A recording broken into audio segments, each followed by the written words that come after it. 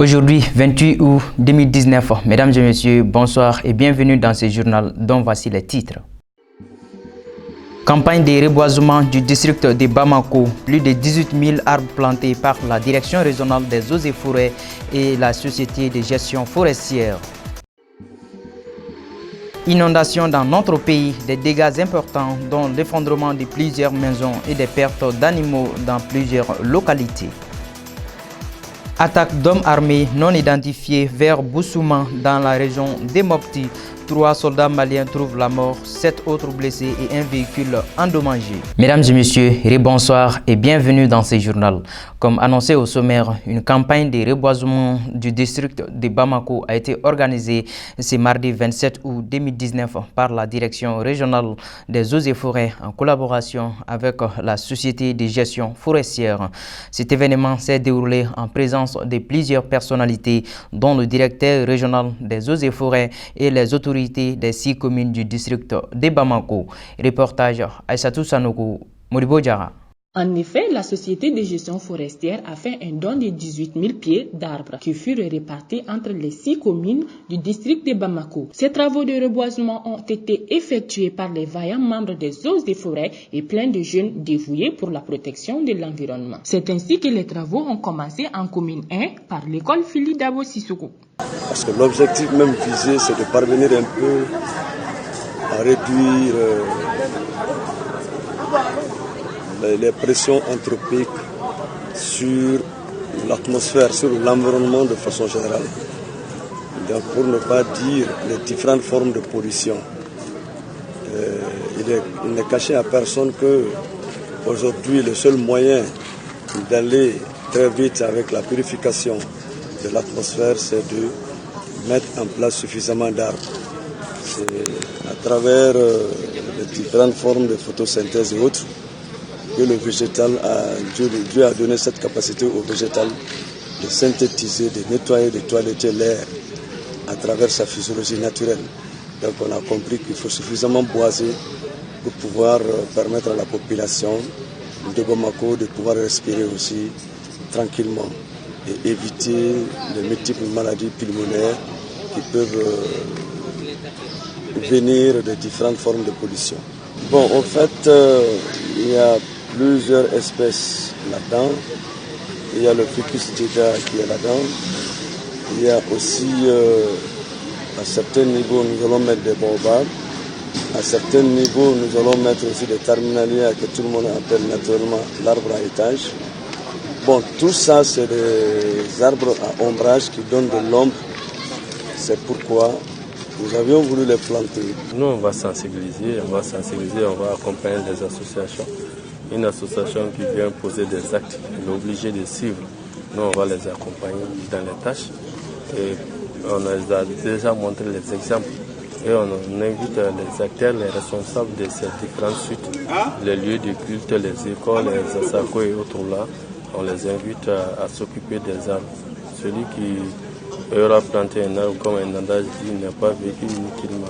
C'est notre commune en a besoin. C'est vrai que chaque année, de 2017 à 2018, nous, on avait fait, vous êtes témoins de cela, et sur les grandes artères de la commune 1, plus de à peu près 2000 plantes. Aujourd'hui, quand il vient en appui pour nous amener 3000 plantes qu'on puisse reboiser ça en commune 1 dans les espaces connus comme les écoles, les asako, les terrains de foot, aux alentours des terrains de foot, plus les espaces verts de la commune 1. On ne fait que les remercier parce que ça rentre dans le cadre de lutte contre le réchauffement climatique qui est actuellement en activité. En commune 2, au terrain des 11 créateurs et au CFP. À la jeunesse, ils sont le futur, ils sont l'avenir de ce pays. Il faudrait qu'ils prennent conscience. C'est vrai qu'avec beaucoup de défis, beaucoup de problèmes aujourd'hui, que tout le monde est confronté, qu'ils prennent franchement conscience et qu'ils savent qu'il faut qu'ils s'impliquent pour la gestion de leur planète, de leur pays et surtout de leur famille. La commune 3 et 4 n'ont pas fait défaut. Quant à la commune 5, la campagne a commencé à la mairie de la dite commune. Donc je pense que c'est une bonne action et nous félicitons, c'est-à-dire le district et au-delà. Il y a la société de gestion forestière aussi qui a financé. Et nous les remercions par rapport à l'action. Donc l'intérêt de l'arbre pour la société et pour la ville en particulier qui est en déforestation, c'est vraiment important. Donc nous pensons que cette activité doit être vraiment une activité très importante, que tout le monde doit s'impliquer pour que nous puissions avoir aussi de la verdure à travers notre ville, et particulièrement en commune 4. Les activités se sont terminées en commune 6 dans plusieurs localités. Notons que la direction régionale des eaux et forêts était en partenariat avec la société de gestion forestière, représentée par M. Lassana Sokoba. Je vous le disais dans les titres, au Mali, les pluies diluviennes de ces derniers jours ont provoqué des inondations dans plusieurs localités. En quelques jours, ces inondations ont provoqué d'importants dégâts matériels, dont l'effondrement de plusieurs maisons et des pertes d'animaux. Dans la région de Koulikoro, plus précisément dans le village de Massala, plus de 100 ménages dont 700 personnes ont été touchées. Des précisions avec Fanta Sissé. À Massala, la protection civile et la Croix-Rouge sont à l'œuvre pour secourir les victimes des pluies diluviennes de ces derniers jours qui ont affecté la quasi-totalité de la région de Koulikoro. C'est les salles de classe du village qui ont servi d'abri aux sinistrés. Selon les autorités communales, toutes les dispositions sont prises pour donner le sourire aux sinistrés. Des vivres, des nattes, des couvertures, des moustiquaires ont été offertes aux victimes. Les victimes seraient tous installées dans une zone inondable où les canaux de drainage d'eau font défaut, car les habitations sont situées entre les deux ponts du village qui collectent les eaux de ruissellement provenant de la colline en amont selon les sources locales. Les autorités sanitaires sont donc mobilisées afin de sensibiliser les sinistrés sur les maladies telles que le choléra et le paludisme. Au nord du pays, la situation est encore pire. Les pluies diluviennes ont fait beaucoup de dégâts dans les villages de Menaka et de Gao. Les localités touchées sont entre autres Menaka-Ville, Agazazragan, Inchinane, Aladi, Tingarouf, Intakoreit, Anderambukane, Ikadewane, Timfadimata et Indelimane. 3 soldats maliens ont été tués et 7 autres blessés dans une attaque perpétrée mardi dernier par des hommes armés non identifiés vers Boussouman, localité située à une quarantaine de kilomètres du nord-est de Douanza, dans la région de Mopti, au centre du pays, a appris la MAPO des sources sécuritaires. Adam Maïga nous en parle.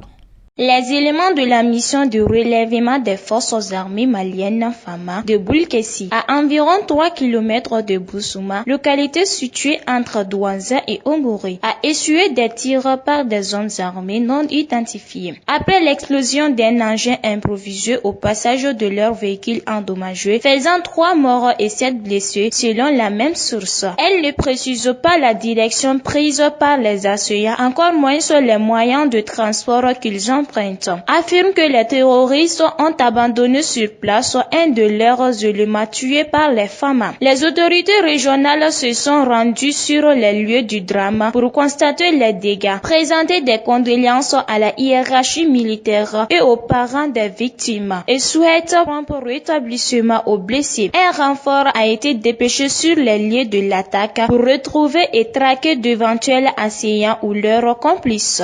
C'est ce qui nous conduit à l'actualité régionale de cette édition. C'est avec le concours de nos confrères du studio Tamani. Le commentaire est signé Doukou Dougouré.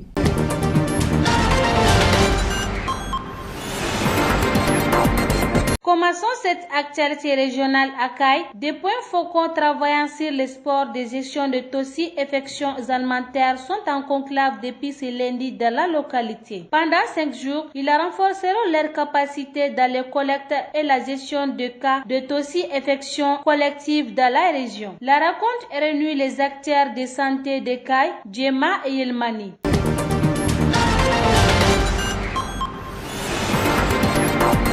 Yorosso, inciter les jeunes adolescentes à fabriquer les centres de santé, c'est le but d'une campagne de sensibilisation qui a pris fin ce lundi. Cette campagne s'est tenue dans les communes de Kumbia, Menamba, Kouri et Maou. Elle a été organisée par le CCRF de Yorosso en partenariat avec l'ONG Aguiz dans le cadre de son projet santé sexuelle et reproductive des adolescents.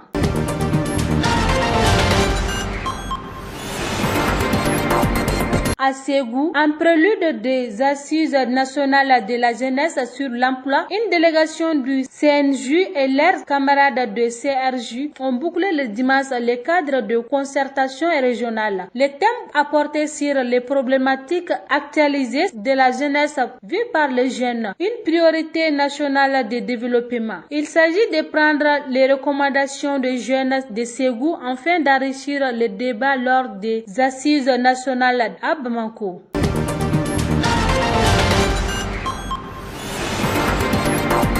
Terminons cette actualité régionale à Tombouctou. Un agent de la protection civile a été tué par des hommes armés non identifiés ce lundi au quartier Hamabangu. Selon des sources locales, les bandits ont tiré sur le véhicule tuant du coup l'agent. Le chauffeur a pris ses sapeurs laissant la voiture aux mains des assaillants qui se sont volatilisés dans la nature.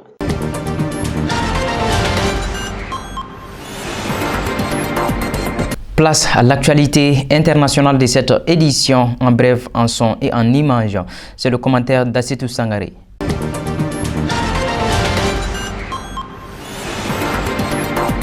Commençons cette actualité internationale au Nigeria où des hommes armés membres d'un groupe affilié au groupe État islamique EIE ont tué par balle mardi 11 ouvriers dans le nord-est du pays, ont annoncé à l'AFP le leader d'une milice et un habitant. Les combattants du groupe de l'État islamique en Afrique de l'Ouest, ISWAP, ont ouvert le feu sur les ouvriers au moment où ils étaient en train d'installer des câbles de fibre optique dans le village de Wajirko, à 150 km de la capitale de l'État de Borno, Maiduguri. Les blessés ont été hospitalisés dans la ville voisine de Damboa. Les djihadistes étaient venus à 3 occasions pour sommer les hommes de cesser de travailler à ce projet considéré comme une menace, a déclaré Boukara Madoui, un habitant.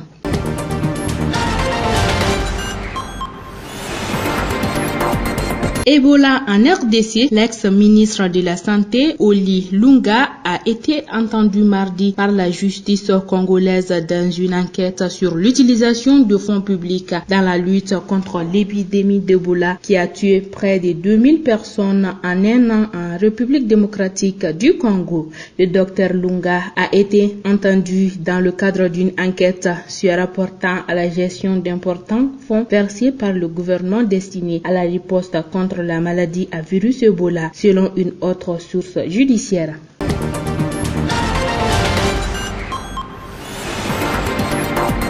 Cap à présent sur le Gabon où les pêcheurs des carpes de Lambaréné dans le centre-ouest du pays peuvent reprendre leur activité après un mois d'interdiction provoquée par la découverte des centaines de poissons morts en juillet, a annoncé le ministère de l'Agriculture mardi soir. L'interdiction avait provoqué l'émoi dans la ville où se trouve le célèbre hôpital Albert Schweitzer et où une partie importante des 40 000 habitants dépend économiquement de l'activité halieutique.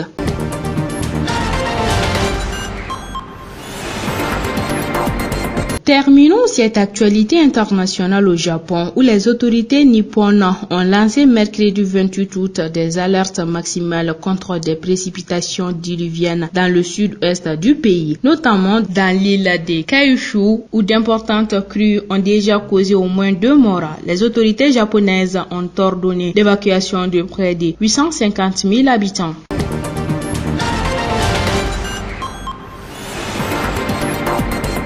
Voilà, c'est sur ces belles images qui met fin notre édition. Merci de l'avoir suivi. Excellente suite des programmes sur Énergie TV, le bouclier de l'environnement. Au revoir.